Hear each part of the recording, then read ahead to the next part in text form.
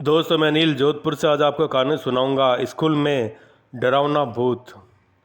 बच्चों के लिए स्कूल उनका दूसरा घर कहलाया जाता है। घर जहाँ हम सेफ फील करते हैं। पर तब क्या होगा अगर हम वहाँ भी सेफ ना हो। ऐसा ही कुछ हुआ था 15 साल की निशा के साथ। निशा ने एक डांस कंपटीशन में पार्टिसिपेट किया था और अपनी एक परफॉर्मेंस की प्रैक्टिस के लिए वह स्कूल समाप्त होने के बाद अपने दो दोस्तों रमन और पॉल के साथ रुकी थी। डांस प्रैक्टिस करते समय निशा के दोस्त पॉल का बैलेंस बिगड़ गया और वह नीचे गिर गया। उसका पैर फ्रैक्चर हो गया और वह बुरी तरह से दर्द से चिल्ला रहा था। स्कूल के सब टीचर्स जा चुके थे और हेल्थ के लिए उन बच्चों के पास कोई नहीं था। तभी निशा भागकर मेडिकल रूम गई, लेकिन वहाँ भी तब तक ताला लग चुका था। उसी समय निशा को लगा कि जैसे कोई उसके पीछे से ऊपर गया हो। वो ठंडी तो उसे एक परछाई ऊपर जाते दिखी। निशा को लगा कि शायद स्कूल स्टाफ में कोई तो अभी भी स्कूल में, उसी लिए निशा उसे रोकने के लिए उसके पीछे पीछे भागी। निशा स्कूल के थर्ड फ्लोर पर जा चुकी थी। उस फ्लोर पर स्कूल स्टाफ के अलावा किसी का भी आना मना था। निशा पहले तो वहाँ सीढ़ियों के पास ही खड़ी होकर आवाज़ लगाने लगी, पर उसे कोई उत्तर नहीं मिला। इसलिए वे थोड़ी दूर आगे गई। उसने देखा कि उस फ्लोर पर सिर्फ एक ही रूम था, उस पर भी ताला लगा हुआ था।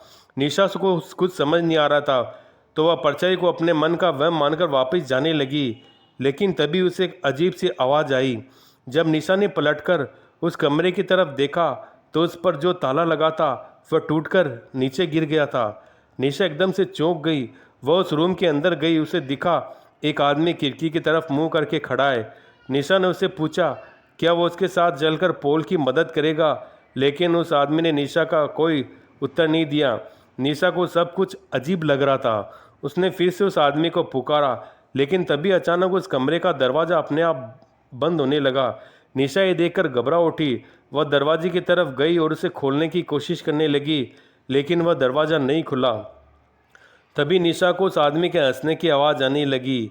वह बहुत डरावने तरीके से हंस रहा था। धीरे धीरे उसकी हंसी तेज होती जा रही थी। निशा ने पलटकर देखने की हिम्मत ही नहीं हो रही थी। वह डर के मारे जोर जोर से दरवाजे को पीटने लगी। तभी निशा की अपनी गर्दन पर हल्की सी हवा का एहसास हुआ। उसने पलटकर देखा तो उसका दिल दहल उठा। वह आदमी जो कुछ देर पहले खिड़की की तरफ देख रहा था, वह ठीक उसके सामने खड़ा था। उसके चेहरे पर हल्की सी हंसी थी जो निशा को बहुत डरावनी लग रही थी। वह निशा को ऐसे घूर रहा था जैसे आज उसे जिंदा नहीं छोड़ेगा। उसने निशा को पकड़ लिया, अपने पास खींचने लगा। निशा का रोना छूट गया। वह डर के मारे बहुत जोर से चिल्लाई। उस आदमी ने निशा के मुंह पर हाथ रखा और निशा के साथ बदसलूकी करने लगा। उधर निशा को ढूंढते हुए रमन स्कूल के गार्ड को लेकर थर्ड फ्लोर पर पहुंचा, जहां उन्हें निशा की चीख सुनाई दी। वे जल्दी से उस कमरे में गए। उन्होंने देखा कि निशा जमीन पर बैठी रो रही है। उसके पास पास कोई नहीं है। उसकी शर्ट ऊपर से थोड़ी फटी हुई थी। उसके चेहरे पर चोट के निशान थे। उसने सबको अपने साथ सारा किस्सा सुनाया। निशा के साथ हुए इस हादसे को सुनकर स्कूल का गार्ड का चेहरा बिल्कुल पीला पड़ गया। गार्ड ने निशा और उसके दोस्तों को बताया कि कुछ साल पहले स्कूल में एक सफाई कर्मचारी काम करता था। वह थोड़ा पागल सा था और वह लड़कियों को बहुत ही गंदी नज़रों से देखकर हंसता रहता था। एक बार उसने एक लड़की के साथ बदसलूकी भी की। उस लड़की ने जब उसकी शिकायत की तो स्कूल की प्रिंसिपल ने उसे हमेशा के लिए स्कूल से निकाल दिया। उसके एक हफ्ते के अंदर उस पागल आदमी ने थर्ड फ्लोर वाले स्टोरेज रूम में जाकर खुद को मार डाला। उसकी मौत को काफ़ी दिनों तक किसी को पता ही नहीं चला। उस आदमी की बॉडी बहुत ही डरावनी हालत में पाई गई। तब से उसकी आत्मा उसी कमरे में भटक रही है। इसलिए स्कूल के थर्ड फ्लोर पर किसी का भी जाना बंद है। इस इंसिडेंट के बाद निशा इतनी डिस्टर्ब हो गई, वह कुछ दिन तक स्कूल ही नहीं गई। बल्कि कुछ ही महीनों में उसने स्कूल में एडमिशन भी ले लिया, लेकिन वह कभी भी उस आदमी की भयानक हंसी को नहीं भूल पाई। श्रापित गांव। गोपी नगर एक बहुत अमीर गांव है। यहाँ के लोग सिर्फ अपने काम से मतलब रखते हैं। ऐसे ही लोगों को तो मतलबी कहा जाता है। वही गांव में पीपल का एक पेड़ है जो बहुत ही घना था, जिसके नीचे चबूतरा बना हुआ है। सब लोग हंसी खुशी रहते थे। लेकिन एक दिन भिखारन बुढ़िया भीख मांगते मांगते गोपी नगर गाँव पहुँच जाती है। वह मोहन के दरवाजे पर जाती है और भीख मांगती है। बुढ़िया, बेटा कुछ खाना दे दो, भूख लगी है, भगवान आपको और धन देंगे। मोहन, सुबह सुबह भीख कौन मांगता है, काम पर जाने का समय, जाओ जाओ, अभी मैं काम पर जा रहा हूँ। बाहर की आवाज़ सुनकर अंदर से कमला बाहर आई। कमला रुको, मैं इसके लिए कुछ खाना लाई हूँ। बुढ़िया भगवान तुम्हारा भला करे। बुढ़िया खाना लेकर चली जाती है। मोहन क्या जरूरत थी खाना देने की, पैसे की बर्बादी करती हो। लोग हम सबसे अमीर हो रहे हैं और तुम पैसे उड़ा रही हो। कमला तुम बिना मतलब के बात मत करो, खाना खराब हो चुका था इसलिए दे दिया। खाना लेकर भिखारिन बुढ़िया पिंपल के पेड़ के नीचे चली जाती है। खाने को खोलती है तो उसमें बदबू आती है। गौर से देखा तो उसमें कीड़े पड़ चुके थे। गरीब बुढ़िया ने खाना फेंक दिया और दूसरे घर से भीख मांगने चली गई। वह शीला नाम की औरत से बोली, भगवान भला करेंगे, तुम्हारा मुझे कुछ खाना दे दो और गंदा खाना मत देना, मैं पहले से बीमार हूँ और बीमार हो जाऊंगी। शीला हाँ हाँ भीख मांगती और ऊपर से फरमाइश, जाओ नहीं मेरे पास देने के लिए कुछ। गरीब बुढ़िया वहाँ से दूसरे घर में खाना मांगने चली गई। एक आदमी ने थोड़ा सा खाना दे दिया। बुढ़िया बेटा थोड़ा सा खाना और दे दो, इसमें तो पेट भी नहीं भरेगा। लड़का देखो हमसे इससे ज़्यादा नहीं दे सकते, महंगाई का सवाल है, पेट्रोल कितना महंगा हो गया पता है। गरीब बुढ़िया के गांव को लोगों को इतनी कम भीख मिली कि उसका पेट नहीं भरता कुछ दिन में, और वह ज़्यादा कमज़ोर हो गई। बहुत अधिक गर्मी होने के कारण एक दिन बुढ़िया को बहुत ज़ोर से प्यास लगती है। आसपास पानी ना मिलने के कारण वो लोगों के घर जाकर पानी मांगने लगती है, लेकिन वहाँ के लोग इतने मतलब कि गरीब बुढ़िया को पानी भी नहीं देते। बुढ़िया पानी दे दो, कोई मुझे पानी दे दो, उसे कोई पानी नहीं देता। देखते देखते वहाँ के लोग उसे भगा देते। लोगों के घर जाकर वह बहुत थक चुकी थी, लेकिन उसे एक बूंद पानी पीने के लिए नसीब नहीं हुआ। चलते चलते वह उस पीपल के पेड़ के नीचे जाकर बैठ गई। कुछ देर बाद बीमारी और पानी न मिलने के कारण बुढ़िया की वहीं पर मृत्यु हो जाती है। बुढ़िया की मृत्यु हो जाने के बाद वह अजीब अजीब घटनाएं होने लगती हैं। जब रात को सब लोग सो रहे हो तो अभी रात को एक औरत की रोने की आवाज़ सुनाई देती है। ये आवाज़ इतनी तेज होती है कि पूरे गांव को सुनाई देती है। रोने की आवाज़ के साथ साथ चीखने चिल्लाने की आवाज़ आने लगती है, जिसे लोग और भी ज़्यादा डरने लगते हैं। गांव के लोगों ने एक मीटिंग बुलाई। सब लोग उसी पीपल के पेड़ के नीचे इकट्ठे होते।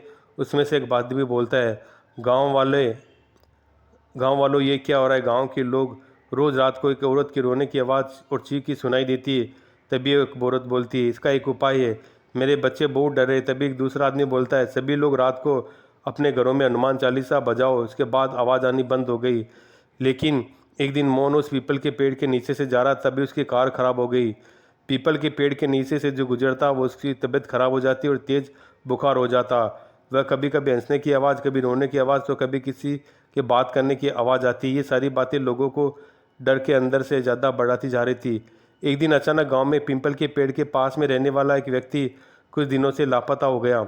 सुबह उस व्यक्ति का मृत्यु शरीर पीपल के पेड़ के नीचे पड़ा हुआ मिलता है। इस बात ने गांव वालों को और भी ज़्यादा डरा दिया। कमला कोई भी शाम होने के बाद घर से बाहर नहीं निकलेगा। गांव के सब लोग अपने घर के दरवाजों को बंद रखते ताकि कोई गायब ना हो जाए।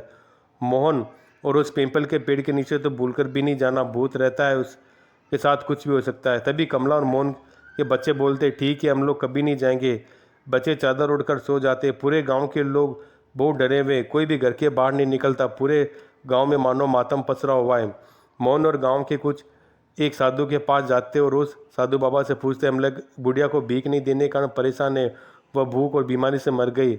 बाबा यह सब जो भी हो रहा है तुमने उस गांव वालों की गलती है। तुमने बीमार और गरीब बुढ़िया को अपने लालच और निर्दयता के चलते मार डाला।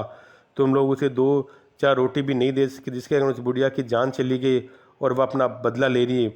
गांव वाले डर जाते और साधु बाबा से पूछते, क्या इसका कोई इलाज नहीं है। बाबा हवन पूजा का इंतजाम करना होगा, शायद कुछ हो सकता है। तभी सभी गांव वाले बोलते, ठीक है हम सब तैयार है। हवन पूजन शुरू हुआ। साधु के मंत्र उपचार में चुड़ैल प्रकट हुई। चुड़ैल, ये साधु तुम क्यों इस मामले में पड़ रहे हो, तुम अपने रास्ते से चले जाओ वरना मैं तुम्हें भी मार दूंगी। बाबा देखो इंसान से गलती हो जाती है, तुम बताओ तुम्हें क्या चाहिए, तुम्हारा नाम का मंदिर बनवा देते, लोगों को परेशान करना छोड़ दो। चुड़ैल हंसते हुए बोली, जिंदे थे तब तो कुत्ते से भी ज़्यादा बुरा व्यवहार किया, आप देवी देवताओं की बराबरी दे रहे हो, मैं उस लायक नहीं, मैं चुड़ैल हूँ चुड़ैल। बाबा कुछ तो उपाय होगा जिससे कि तुम गांव वालों को छोड़ दो। चुड़ैल, एक उपाय है, इन सब पापी को गांव छोड़ना पड़ेगा वरना सब मारे जाएंगे। साधु तुम भी चले जाओ, क्योंकि गुनहगारों के साथ बेगुनाह भी मारे जाते। इस गांव को मेरा श्राप है कि जो भी इस गांव में रहेगा वह वैसे मरेगा जैसे मैं मरी थी। यह बोलकर चुड़ैल गायब हो जाती है। साधु गांव वाले से बोलता है, इसका कोई इलाज नहीं, जब तक वह अपना बदला नहीं ले लेती वह शांत नहीं होगी। धीरे धीरे लोग बीमार होने लगे और बीमारी बढ़ती जा रही थी, जिसके कारण गोपी नगर वालों को उस गांव में मजबूरी में गांव छोड़कर दूसरी जगह जाना पड़ा। लोगों के एक गलती के कारण अपना घर, खाली ज़मीन, जायदाद सब छोड़कर जाना पड़ा। गाँव अब सुनसान पड़ा है।